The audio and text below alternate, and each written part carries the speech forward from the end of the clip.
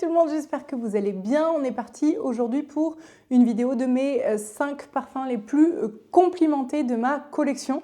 Alors ça a été difficile de choisir parce que là je vous ai vraiment pris ceux où quand je passe dans un endroit, c'est même pas quand on me fait la bise, hein, c'est quand je passe dans un endroit qu'on va me dire qu'est-ce que tu sens? Donc souvent, il y a des gens sur des vidéos qui disent oui, on m'arrête dans la rue. Moi, je vous avoue que ça m'est rarement arrivé, sauf peut-être avec Sintra de Memo et Club de Nuit Impérial de Armaf qui sent le Delina exclusif.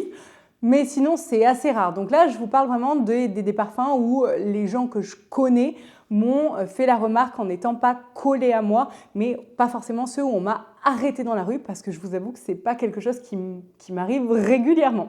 Alors, j'ai pris bien sûr des parfums par temps frais parce que c'est quand même une vidéo qui va sortir au mois de février. Donc, l'idée, c'est quand même de pouvoir vous parler de parfums que vous allez potentiellement pouvoir porter.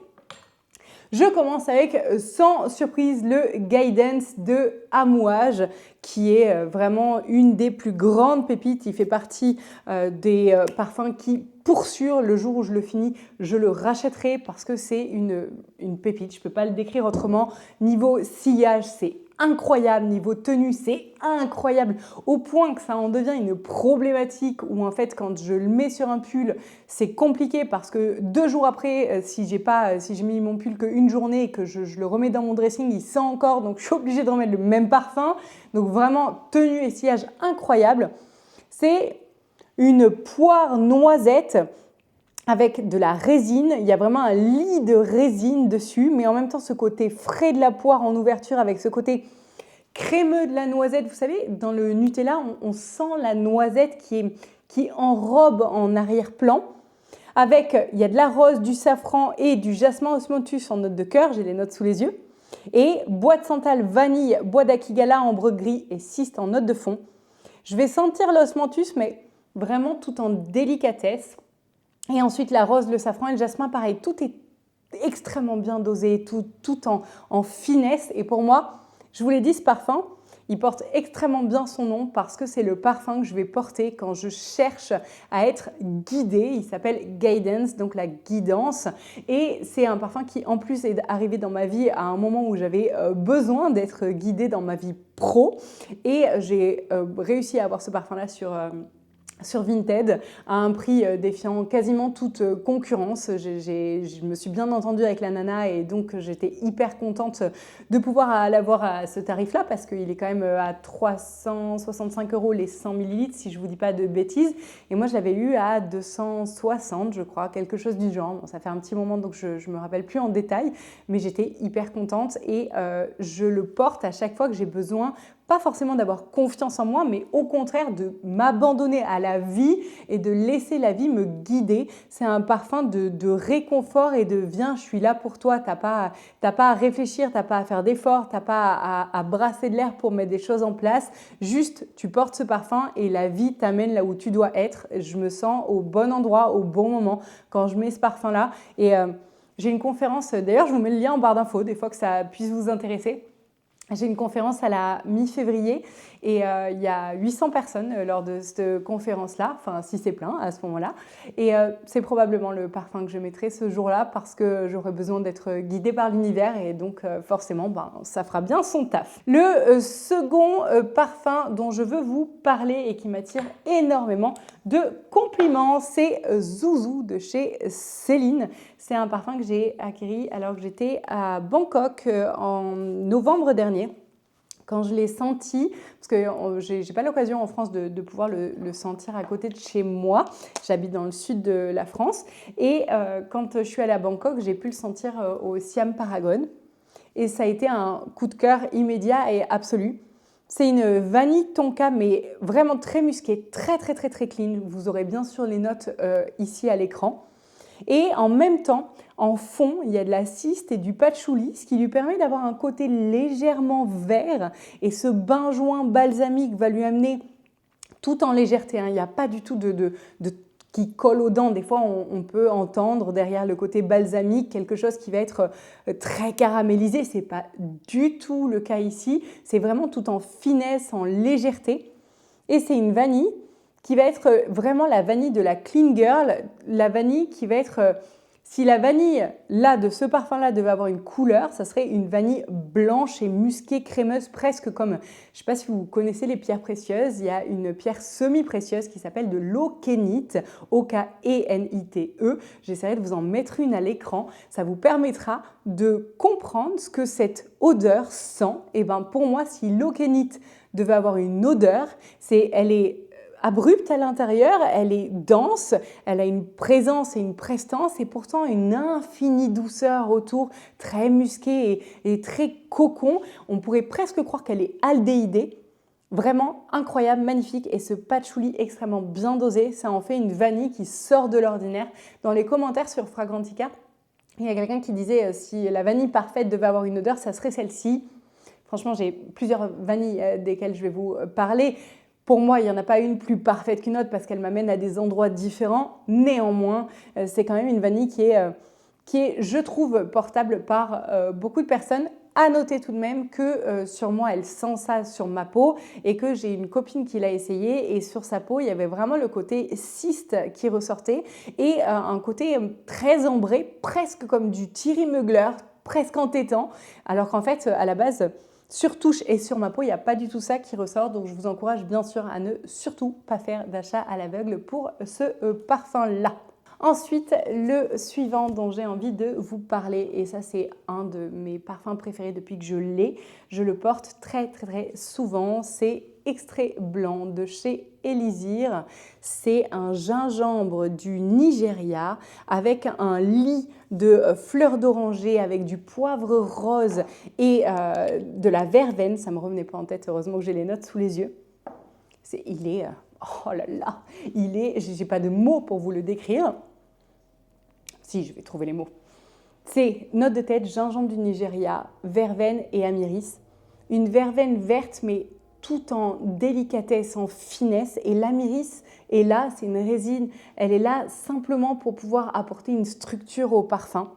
Ensuite, on a fleur d'oranger, poivre rose et tubéreuse d'Inde en note de cœur. Et en fond, on a du riz, bois de santal, bois de cachemire et musc. Je vous ai dit dans plusieurs vidéos que moi, le bois de cachemire, je m'en méfie parce que ça peut vite être entêtant. Ici, il est tellement parfaitement dosé qu'il vient simplement apporter, vous savez, le côté soyeux en fait dans le parfum. On sent vraiment le riz, mais pas comme dans le je ne sais quoi de Théo Cabanel où je vous disais que j'étais un peu déçue parce que pour moi ça avait un peu l'odeur du riz de fond de cuve et que c'est pas ce que je recherchais dans un parfum au riz.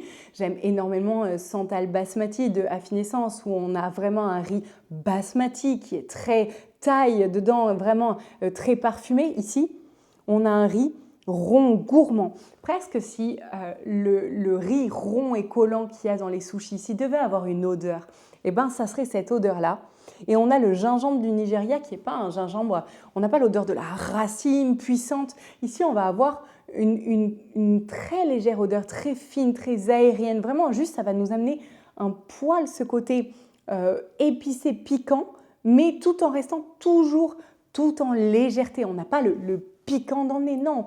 On a un côté légèrement relevé et cette fleur d'oranger et ce poivre, vraiment c'est incroyable, c'est un parfum qui m'emmène dans quelque chose de très léger. Je sens à la fois ce côté, le gingembre du Nigeria, je sens, il y a cette puissance de l'Afrique, cette puissance avec le riz de l'Asie. En fait, j'ai l'impression de me retrouver dans la puissance des continents avec, par exemple, le poivre rose et la tubéreuse d'Inde. J'ai aussi l'Inde, encore une fois, l'Asie. C'est un parfum qui est à la fois fleuri, qui est rond grâce à cette odeur de riz et au bois de santal. Et moi, ça m'amène si un spa devait avoir une odeur, probablement, si moi j'ouvrais un spa, je mettrais ce genre d'odeur dans le spa. C'est vraiment un de mes parfums préférés, je le trouve exceptionnel et c'est un riz rond parfumé sucré, mais sucré grâce à la tubéreuse et sans jamais, et la verveine et la myrrhe, et sans jamais tomber dans quelque chose de too much. On ne peut pas le qualifier de parfum gourmand, pas du tout. Ça va être un fleuri. Je regarde d'ailleurs sur Fragrantica, je prends les notes sur Fragrantica, hein. Je sais que c'est pas toujours bon et que les notes ne sont pas toujours justes. Il est décrit comme boisé, poudré, musqué, clairement. Moi, je ne le mettrais pas forcément comme boisé, hein.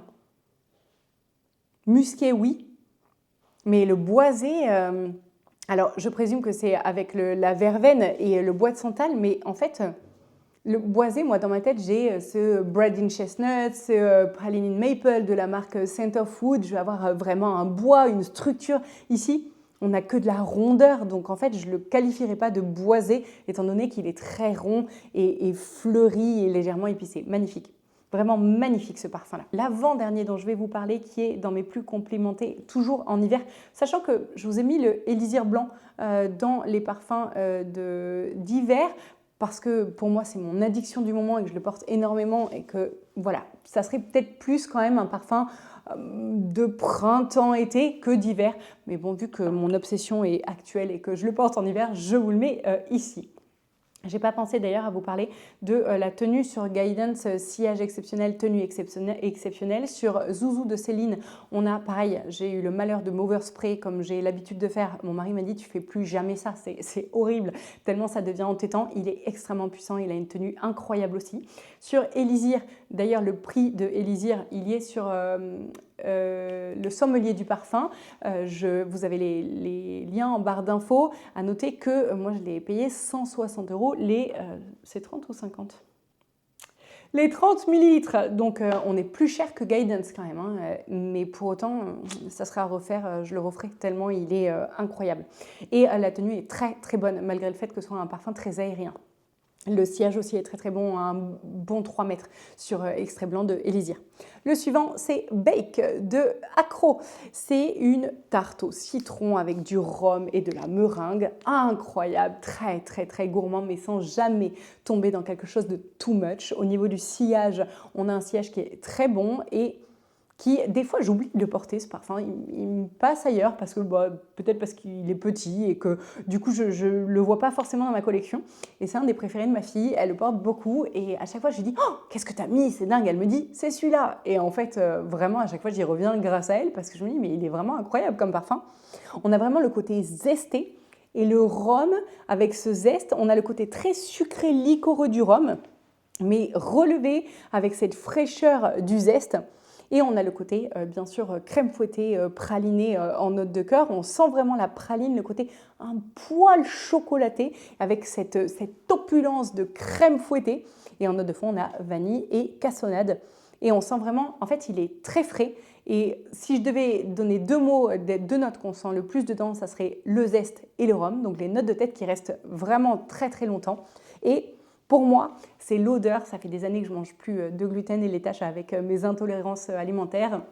Mais avant, quand j'allais dans des endroits, des pâtisseries où je pouvais manger des cochonneries comme ça, mon kiff absolu, c'était, vous savez, les tartes au citron meringuées quand elles ont la meringue dessus. J'adorais prendre mon doigt comme ça et manger tout ce qu'il y a dans la tartelette. Et ensuite, à la fin, manger le fond de tarte. Et ben, c'est le goût de ça. C'est l'odeur du goût de cette tarte qu'on aurait mangée avec le doigt et qu'on en aurait plein la bouche parce que c'est zesté, c'est en même temps hyper réconfortant. Et bah Bake, c'est ça, c'est cette tarte au citron meringuée qu'on aurait mangée avec le doigt et vraiment avec beaucoup de gourmandise. Donc c'est un parfum qui est vraiment magnifique. Et le dernier dont je vais vous parler, qui m'apporte beaucoup de compliments quand je le parle et quand je le porte, et qui est étonnamment, qui a une tenue correcte. D'ailleurs, Bake, pour le sillage, on est plutôt bon. Je vais dire, quand ma fille passe, je le sens. Donc un bon 3 mètres. Passe pas très très longtemps, et sur la tenue en 6-7 heures, donc ce qui est correct. Et le dernier dont je veux vous parler, c'est Vanille Abricot de Comptoir Sud Pacifique. Je vous en ai parlé beaucoup de fois parce que c'est un parfum que j'affectionne énormément. Je le porte beaucoup pour aller au lit, et pourtant quand je le porte la journée, il y a souvent des personnes qui, passant à côté de moi, alors, la tenue n'est pas dingue, d'accord? Donc, pas le soir alors que je l'ai sprayé le matin. Mais dans l'heure qui suit où je l'ai sprayé, des gens qui me disent « Tu sens quoi? Ça sent super bon. » Des gens je connais, d'accord? Il n'y a pas un sillage qui fait 4 mètres, clairement pas. On a 1,5 mètre à 2 mètres de sillage, et sur la tenue, on doit avoir 5 heures à peu près. Bon, ça reste correct pour un parfum quand même léger. Au niveau du prix, en plus, on est plutôt correct chez les Comptoirs Sud, donc c'est intéressant. Et là, on va avoir donc de l'abricot, encore de l'abricot, de la vanille et une pointe de papaye qui va amener un peu plus de côté acidulé. Et pour moi, je vous l'ai dit dans les vidéos, je vous en ai déjà parlé, C'est un parfum qui va me rappeler à chaque fois. Ma copine me fait des tartes à l'abricot avec du romarin. Alors ici, on n'a pas le romarin, mais pourtant, ça va me rappeler cette odeur de cette tarte. Et pour moi, il y a l'amour que ma copine met dans sa tarte quand elle le fait. Il est dans ce parfum. Il y a un côté doudou, réconfortant, plein d'amour. C'est un des parfums aussi que mes enfants portent le plus parce qu'il est quand même assez régressif et il n'est pas ni liquoreux ni quoi que ce soit. Donc ça va aussi bien pour les parents que pour les enfants.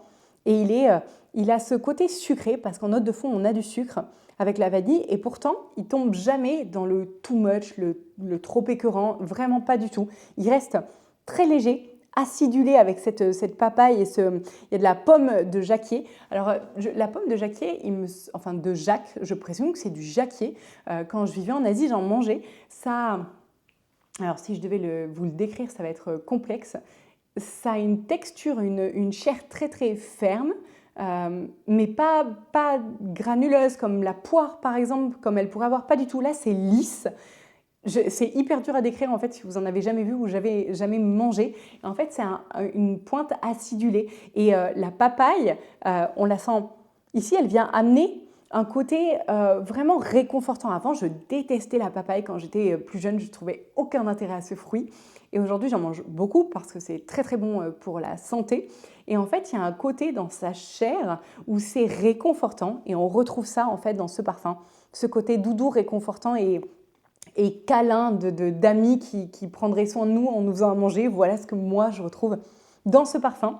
Donc j'espère que ça vous aura inspiré. C'est mes parfums les plus complimentés en ce moment parce que c'est ceux que je porte le plus en ce moment. Donc forcément, enfin pas tous, pas le vanille abricot, je ne le porte pas très souvent, mais les autres, oui, je les porte relativement souvent. Donc forcément, ils sont plus complimentés, mais c'est surtout qu'ils ont une projection qui reste correcte et vraiment, ça plaît à majorité des personnes. J'espère que cette vidéo vous aura plu et je vous dis à très bientôt.